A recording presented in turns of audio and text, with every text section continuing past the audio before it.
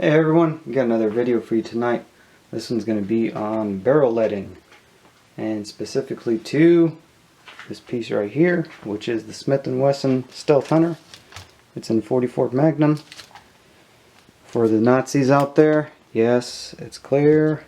Yes, that is live ammo right there, and no, we're not going to load it, and we're not going to play with it, so relax. I got that gun a couple weeks ago from Gunbroker. Had it sent out to local FFL, took it out for the first time last weekend, put maybe 100 to 150 rounds through it, brought it home to clean it, and the barrel was horribly leaded. Now, the funny thing is that the leading was only from about the little area where those ports are. Y'all can see that. There's ports up there between that sight. So the leading was only from where the ports are forward. And yes, this muzzle does go all the way to the very end.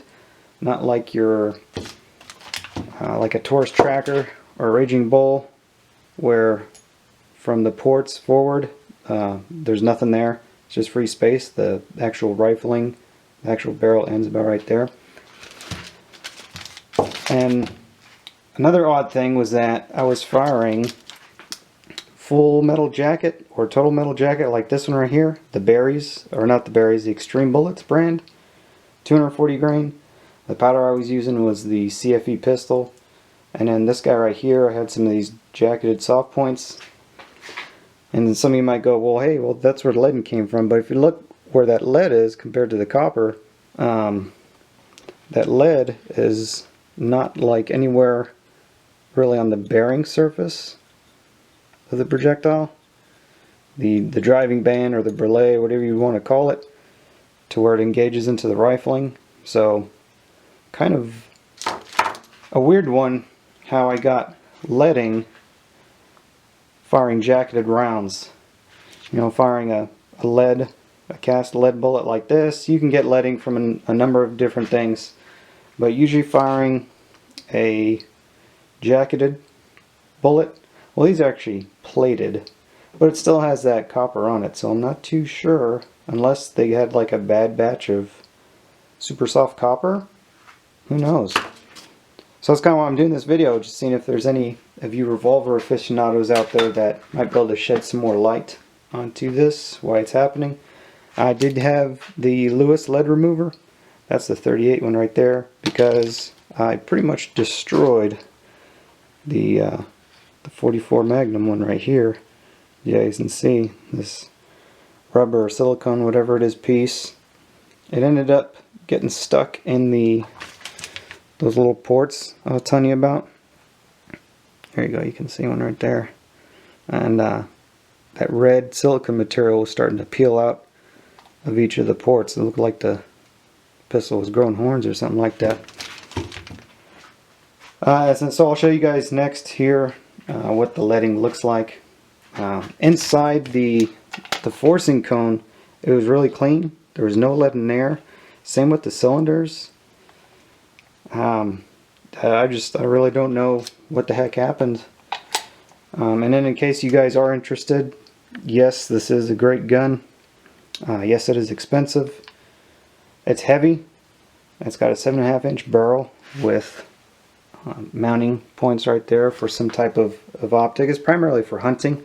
I wanted it just because it's a big revolver, and I didn't have the Smith & Wesson yet.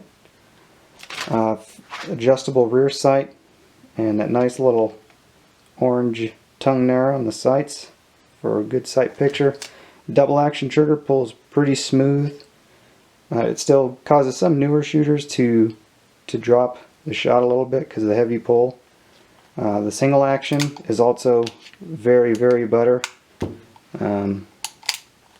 I really like it. It's heavy. It's, you know, for hunting, but I wanted to get it just because I want to have a 44 Magnum. I don't know if you guys can see that, but that is some horrible leading.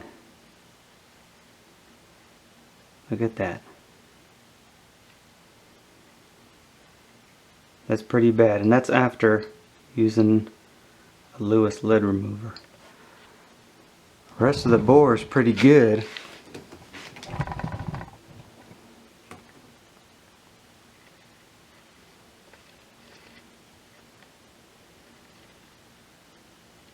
Not much lead in the rest of it.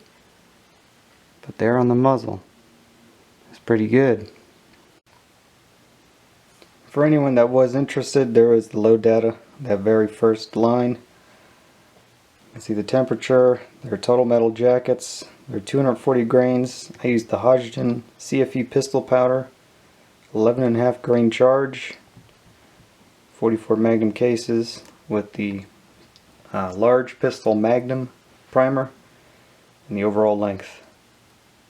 So just in case you were wondering what the load data was. And just one last little bit here, guys. I have fired both lead cast and jacketed or plated copper bullets out of my other 44 revolvers. It's the little Charter Bulldog in 44 Special, and then the Taurus Tracker, which is also in 44 Magnum. And I had zero leading at all whatsoever in those revolvers, with both jacketed, plated, or lead cast. I've fired commercial lead cast, Silver State. I think they're made by the same guys here, Extreme Bullets, even though it shows different cities, but I think they're still the same. And I think those register about 15 to 18 on the Brunel. I've cast my own projectiles and fired them. I think that was on a little bit higher. It was like a 22 Brunel scale. I was using either Lyman number 2 or something like that. But I used the little hardness tester there, and no leading. So these are, most people would agree, those are lesser model or manufacturer revolvers, Taurus and Charter. And then the Smith & Wesson Performance Center flagship here, firing plated bullets and just leading the hell out of everything. You can see right there where those ports are. That part of the sight right there, that was just like solid silver. I mean, I had to use a dental tool and very delicately scrape it off. You can see there's probably a little bit of scrapage on there, but yeah. So let me know what you guys think. Alright, take care.